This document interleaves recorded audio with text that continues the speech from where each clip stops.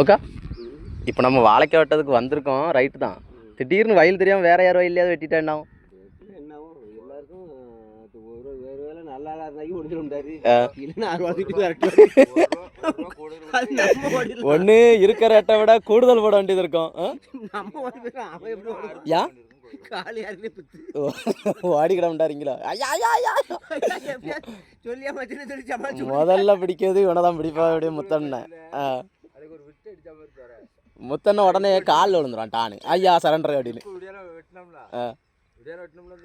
ஆமா அவருக்கு ஏத்த வெட்ட போயாச்சு. சர சர சர சரன்னு நல்ல வெயில்.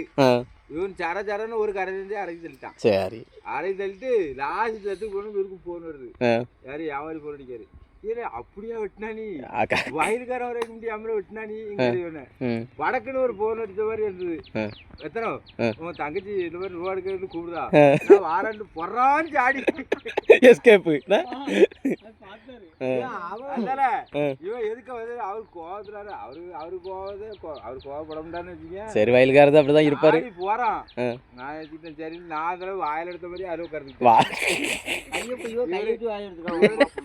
இவரு அங்க இருந்துட்டு இவள் பேச்சு அதுக்கப்புறம் வண்டி தெரிஞ்சு அவர் செய்து நான் ஒரு வாடகை முடிஞ்சு இருந்துட்டேன்.